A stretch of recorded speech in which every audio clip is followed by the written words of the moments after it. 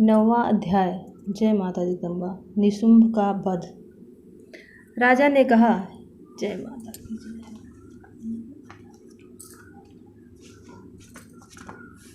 राजा ने कहा, हे ऋषिराज, आपने रक्त बीज के वध के संबंध में रखने वाला वृतांत मुझे सुनाया। अब मैं रक्त बीज के मरने के पश्चात क्रोध में भरे हुए शुंभ व निशुंभ ने जो कर्म किया वह सुनाना चाहता हूँ। महर्षि मेघा ने कहा, रक्त बीज के मारे जाने पर शुंभ और निशुंभ को बड़ा क्रोध आया और वह अपनी बड़ी सेना का इस प्रकार सर्वनाश होते देखकर निशुंभ देवी पर आक्रमण करने के लिए दौड़ा। उसने साथ ही बड़े बड़े असुर देवी को मारने के लिए दौड़े और महापराक्रमी शुंभ अपनी सेना सहित चंडिका को मारने के लिए बढ़ा। फिर शुंभ और निशुंभ देवी का रूप देवी से घोर युद्ध करने लगे और वह दोनों असुर का इस प्रकार देवी पर बाण फेंकने लगे जैसे मेघों से वर्षा हो रही हो। उन दोनों के चलाए हुए बाणों को देवी ने अपने बाणों से काट डाला और अपने शस्त्रों की वर्षा से उन दोनों दैत्यों को चोट पहुंचाई। निशुंभ ने तीक्ष्ण तलवार और चमकती हुई ढाल लेकर देवी के सिंह पर आक्रमण किया। अपने आक्रमण वाहन को चोट पहुंचती देखकर देवी ने अपने क्षुपद नामक वाड़ से निशुंभ की तलवार व ढाल दोनों को ही काट डाला। तलवार और ढाल कट जाने पर शुंभ ने देवी पर शक्ति से प्रहार किया।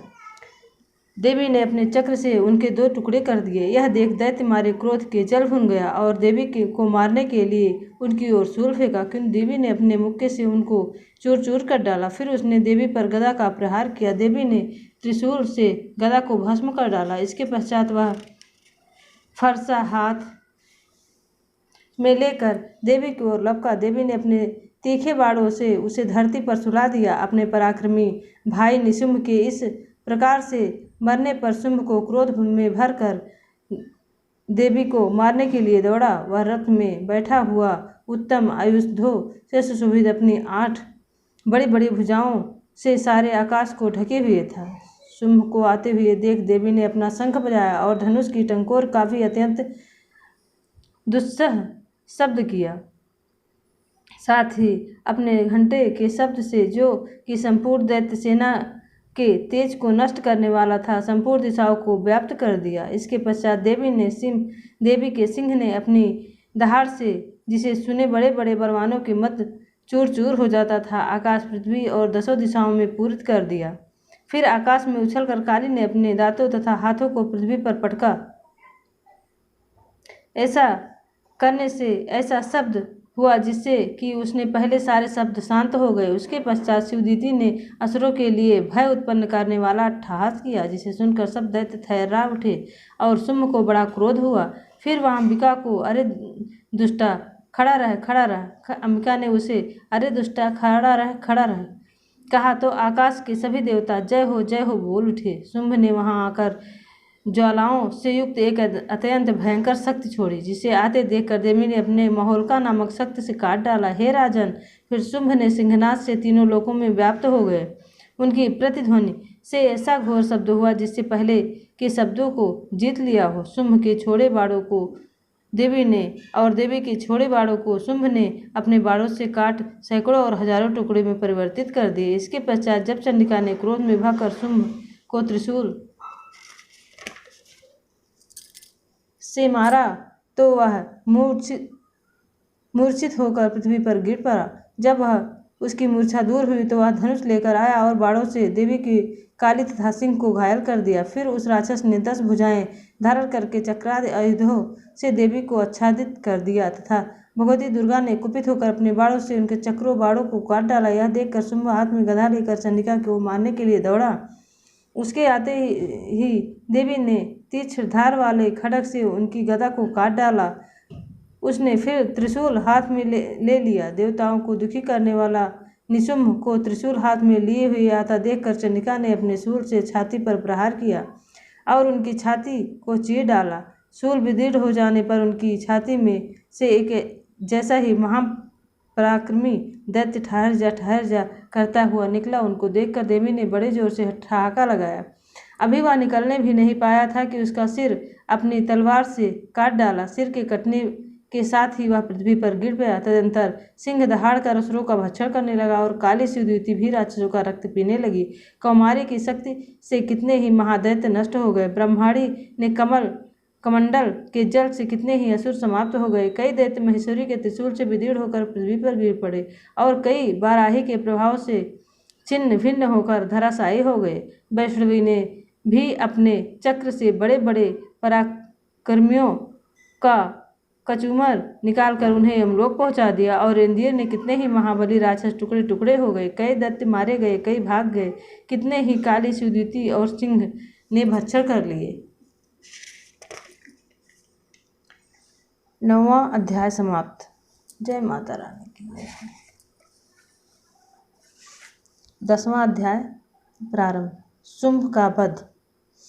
महर्षि मेघा ने कहा, हे राजन, आपने प्यारे भाई को मरा हुआ तथा सेना को नष्ट हुई देखकर क्रोध में भरकर दैत्यराज शुंभ कहने लगा, दुष्ट दुर्गे, तू आकांक्ष से गर्व मत कर, क्योंकि तू दूसरों के बल पर लड़ रही है। देवी ने कहा, हे दुष्ट, देख मैं अकेली ही हूँ। इस संसार में मेरे सिवा कौन है? यह सब मेरी शक्तियाँ हैं। देख, यह सब की सब मुझ में प्रविष्ट हो रही हैं। इसके पश्चात ब्रह्माणी आदि शक्ति देवियाँ उस देवी के शरीर में लीन हो गई और देवी अकेली रह गई। तब देवी ने कहा, मैं अपनी ऐश्वर्य शक्ति से अनेक रूपों में यहाँ उपस्थित हुई थी। उन सब रूपों को मैंने समेट लिया है। अब अकेले ही यहाँ खड़ी हूँ, तुम भी यहाँ ठहरो। महर्षि मेघा ने कहा। तब देवताओं तथा राक्षसों के देखते ही देखते देवी तथा शुंभ के भयंकर युद्ध होने लगा। अंबिका देवी ने सैकड़ों अस्त्र शस्त्र छोड़े। उधर दैत्यराज ने भी भयंकर शस्त्रों का प्रहार आरंभ कर दिया। देवी के छोड़े हुए बाणों और सैकड़ों अस्त्रों को दैत्य ने अपने अस्त्रों से काट डाला। इसी प्रकार शुंभ ने जो अस्त्र छोड़े थे उनको देवी ने अपनी भयंकर हुंकार द्वारा ही काट डाला। दैत्य ने जब सैकड़ों बाण छोड़कर देवी को ढक दिया तो क्रोध में भरकर देवी ने अपने बाणों से उसका धनुष नष्ट कर डाला। धनुष नष्ट हो जाने पर दैत्येंद्र ने शक्ति चलाई, लेकिन देवी ने उसे भी काट कर फेंक दिया। फिर दैत्येंद्र चमकती हुई ढाल लेकर देवी की ओर दौड़ा, किंतु जब वह देवी के समीप पहुंचा तो देवी ने अपने 30 बाणों से उसकी चमकने वाली ढाल को भी काट डाला। फिर दैत्येंद्र का घोड़ा मर गया, रथ टूट गया, सारथी मारा गया। तब वह भयंकर मुग्दर लेकर देवी की आक्रमण के लिए चला, किंतु देवी ने अपने तीक्ष्ण बाणों से मुग्दर को भी काट डाला। इस पर दैत्य ने क्रोध में भरकर देवी की छाती में बड़े जोर से एक मुक्का मारा। दैत्य ने जब देवी को मुक्का मारा तो देवी ने अपनी छाती में जोर से एक थप्पड़ मारा। उसकी छाती में जोर से एक थप्पड़ मारा। थप्पड़ खाकर पहले तो दैत्य पृथ्वी पर गिर पड़ा, किंतु तुरंत ही वह उठ खड़ा हुआ।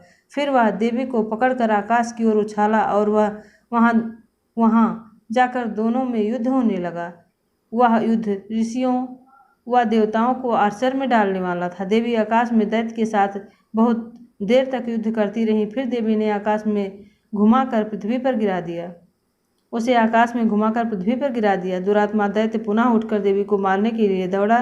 तब उनको अपनी ओर आता देखकर देवी ने उसकी छाती विदीर्ण करके उसको पृथ्वी पर पटक दिया। देवी के त्रिशूल से घायल होने पर उस दैत्य के प्राण पखेरु उड़ गए और उसे मरते ही समुद्र, द्वीप, पर्वत और पृथ्वी सब कांपने लगे। तदंतर उस दुष्टात्मा के मरने से संपूर्ण जगत प्रसन्न और स्वस्थ हो गया तथा आकाश निर्मल हो गया। पहले जो उल्कापात सूचक मेघ और उल्कापात होते थे सब शांत हो गए। उनके मारे जाने से नदी अपने ठीक मार्ग से बहने लगी। संपूर्ण देवताओं का हृदय हर्ष से भर गया।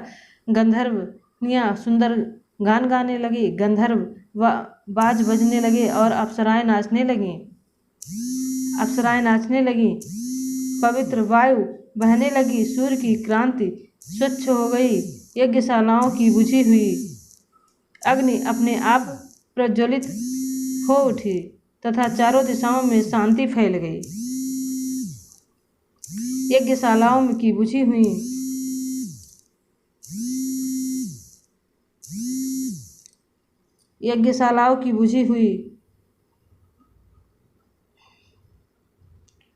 हुई अग्नि अपने आप प्रज्वलित हो उठी तथा चारों दिशाओं में शांति फैल गई। 10वां अध्याय समाप्त। जय माता जी। जो सुने उसकी सारी मनोकामनाएं पूरी करना।